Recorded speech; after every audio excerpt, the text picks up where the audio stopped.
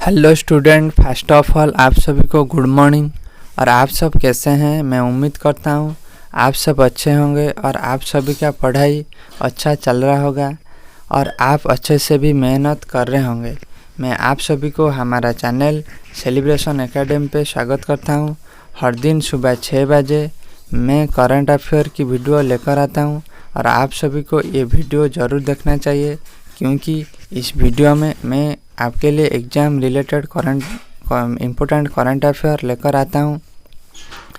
तो इस वीडियो को शुरू करने से पहले मैं हमेशा बोलता हूँ कि आप जितनी भी प्रीवियस ईयर पेपर है उसमें जो क्वेश्चन आए है उसको एनालिसिस करके आइए, जैसे कि आपको कौन सी टॉपिक को पढ़ना है और कौन सी टॉपिक को नहीं पढ़ना है आपको आसानी से पता चल सके। ओके, तो आप इस वीडियो को देखने से पहले आप हमारा चैनल को सब्सक्राइब करिए और वीडियो को लाइक एंड शेयर करिए। और इस वीडियो का पीडीएफ आपको हमारा टेलीग्राम चैनल पे आपको मिल जाएगा। तो चलिए शुरू करते हैं आज की क्लास और देखते हैं आप सभी के लिए क्या क्या इम्पोर्टेंट करंट अफेयर आज की क्लास में रखा गया है। तो आज की पहली न्यूज़, आज की पहली न्यूज़,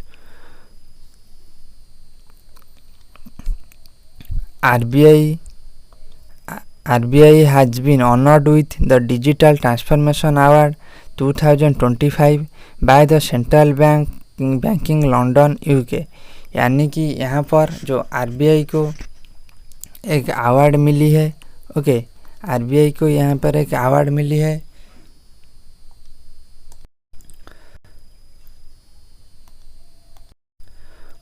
RBI को यहाँ पर एक अवार्ड मिली है जिसका नाम है द डिजिटल ट्रांसफॉर्मेशन अवार्ड 2025 और ये किसके द्वारा दिया गया है? सेंट्रल बैंकिंग लंदन के द्वारा ये दिया गया है। तो आपको सिंपली याद रखना है जो 2025 का जो अवार्ड जिसका नाम है द डिजिटल ट्रांसफॉर्मेशन अवार्ड, ये किसको मिली है? तो आपको सिंपली याद रखना है RBI को। तो नेक्स्ट न्यूज़ को चलते हैं। Ramakant Rath poet in Odia literature passed away recently at the age of 91। यानी कि यहाँ पर एक ओडिया लिटरेचर की जो पोएट हैं उनकी निधन हो गया है। उनका नाम है रमाकांत रथ। तो आपको एग्ज़ाम में क्या पूछ सकती है? जो रिसेंटली जिनका नाम है रमाकांत रथ, जो कि रमाकांत रथ जिनका निधन हो गया है, उनका प्रोफेशन क्या था? तो आपको सिंपली याद रखना है पोएट। और पोएट किसमें? ओडिया लिटरेचर की ये पोएट थे जिनका नाम है रमाकांत रथ। तो नेक्स्ट न्यूज़ को चलिए डिस्कस करते हैं। देखिए, जो Prasar Bharati honoured with the hockey India Jaman Lal Sharma award 2024 for the promoting and broadcasting hockey events across India. तो यहाँ पर फिर से एक अवार्ड दिया गया है। किसको दिया गया है? प्रसार भारती को। और कौन से अवार्ड? तो आपको सिंपली अवार्ड का नाम याद रखना है hockey India Jaman Lal Sharma award 2025। तो आपको एग्ज़ाम में पूछ सकता है जो hockey India Jaman Lal Sharma award 2024, तो ये किसको दिया गया है? तो आपको सिंपली याद रखना है जो न्यूज़ ब्रॉडकास्टिंग चैनल जो प्रसार भारती उसको दिया गया है। तो आपको सिंपली ये याद रखना है प्रसार भारती को 2024 वाला hockey India Jaman Lal Sharma award दिया गया है। तो नेक्स्ट न्यूज़ को डिस्कस करते हैं। Maharashtra has secured the second position in the country under the प्रधानमंत्री सूर्य घर योजना। जो प्रधानमंत्री सूर्य घर की योजना के तहत यहाँ पर महाराष्ट्र जो स्टेट है ये सेकंड पोजीशन में रही है। और क्योंकि यहाँ पर ज़्यादा से ज़्यादा इस स्कीम के तहत यहाँ पर जो सोलार इलेक्ट्रिक यूज किया गया है। तो इसलिए यहाँ पर जो महाराष्ट्र सेकंड पोजीशन में रही है, तो आपको सिंपली याद रखना है जो प्रधानमंत्री सूर्य घर योजना जो रिपोर्ट आई थी उसमें कौन सी स्टेट सेकंड पोजीशन में रही है, तो आपको सिंपली याद रखना है महाराष्ट्र। ओके, तो नेक्स्ट न्यूज को चलते हैं। The senior Asian championship 2025 to be held in Amman Jordan. Okay, यानी कि यहाँ पर एक चैम्पियनशिप हुई है जिसका नाम है सीनियर एशियन चैम्पियनशिप 2025 और ये कहाँ पर हुई है? जॉर्डन में। तो इसका वेन्यू आपको सिंपली याद रखना है, जो सीनियर एशियन चैम्पियनशिप 2025 कहाँ पर हुई है? जॉर्डन में। ओके, तो नेक्स्ट न्यूज़ को डिस्कस करते हैं। देखो, Mumbai Indians clinch second women's premier league title 2025।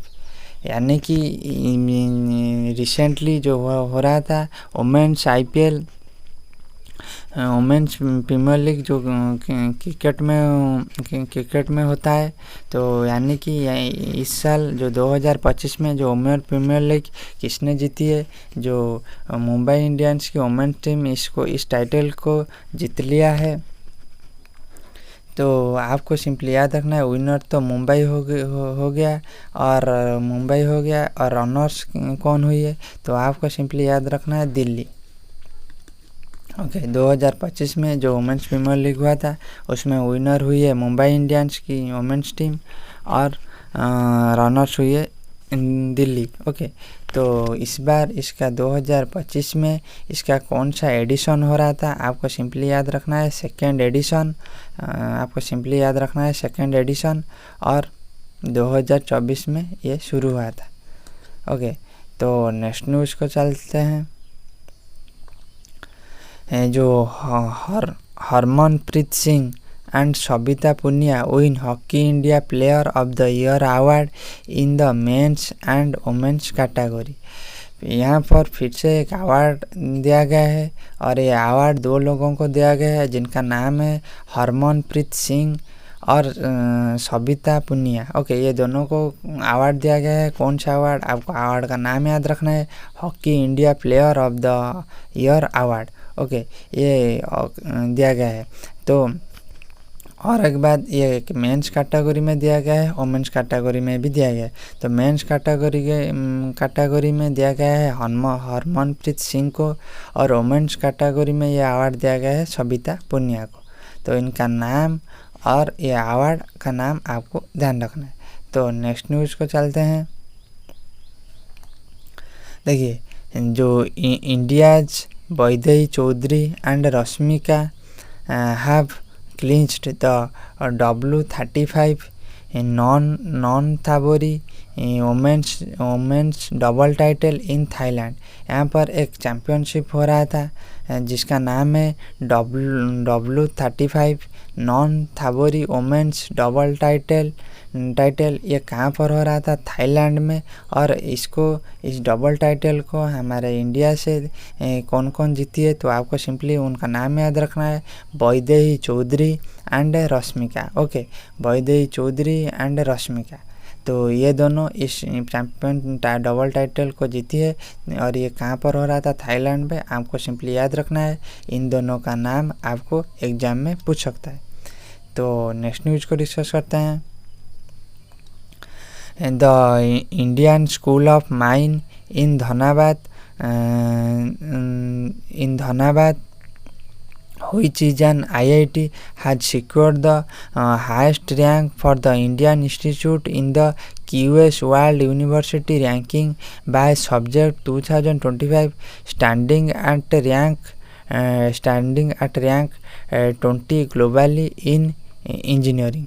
Okay, engineering क्षेत्रों में एक रिपोर्ट निकल कर आई है जिस रिपोर्ट का नाम आपको याद रखना है QS world university ranking by subject 2025।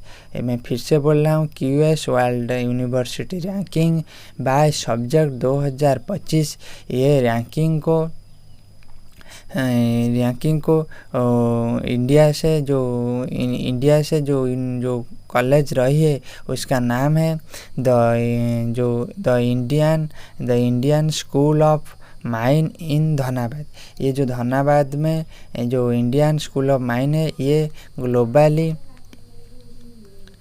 Globally 23 rank पे रही है। ओके, ग्लोबली 23 रैंक पे रही है। और यदि हम अक्रॉस इंडिया देखेंगे तो ये पहली नंबर पे रही है। ओके, जो जितनी भी इंडिया में जितनी भी जो यूनिवर्सिटी है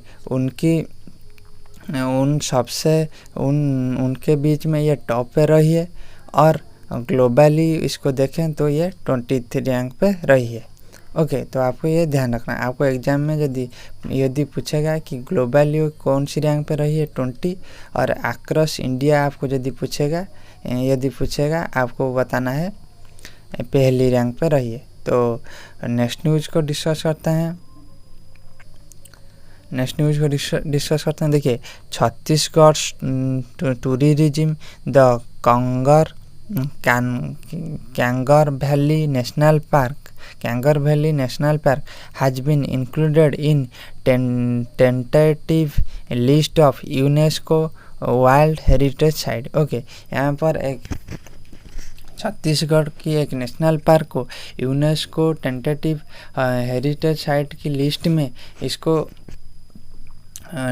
रखा गया है। तो आपको सिंपली याद रखना है उसका नाम क्या है, कांगर वैली नेशनल पार्क। कौन सी national park? Kanger valley national park, जो कि छत्तीसगढ़ में है। उसको रिसेंटली यूनेस्को हेरिटेज साइट में लिस्टेड किया गया है। तो आपको एग्जाम में सिंपली पूछ सकता है जो रिसेंटली छत्तीसगढ़ की कौन सी नेशनल पार्क को यूनेस्को हेरिटेज साइट में लिस्टेड किया गया है। तो आपको बताना है Kanger valley national park. Okay, उसके बाद तो चलिए नेक्स्ट न्यूज़ को आपको ये ध्यान रखना है। तो नेक्स्ट न्यूज़ को चलिए देखते हैं। और ये हमारा आखिरी न्यूज़ है, तो आपको इसको अच्छे से ध्यान रखना है। देखिए, ये भी एक अवार्ड है, Dalai Lama to receive gold mercury award for peace and global leadership. यहाँ पर एक अवार्ड दिया गया है, किसको दिया गया है? दलाई लामा को। और दलाई लामा को कौन सा अवार्ड दिया गया है? तो जो अवार्ड का नाम याद रखना है, गोल्ड मर्क्यूरी अवार्ड 2025। ओके, तो आपको सिंपली याद रखना है जो गोल्ड मर्क्यूरी अवार्ड 2025 ये किसको दिया गया है? दलाई लामा को। ओके, गोल्ड मर्क्यूरी अवार्ड किसको दिया गया? 2025 वाला किसको दिया गया? दलाई लामा को। तो आज के लिए इतना ही। तो यदि आपको इस वीडियो आपका एग्ज़ाम के लिए हेल्पफुल होता है तो हमको कमेंट करके जनाइए।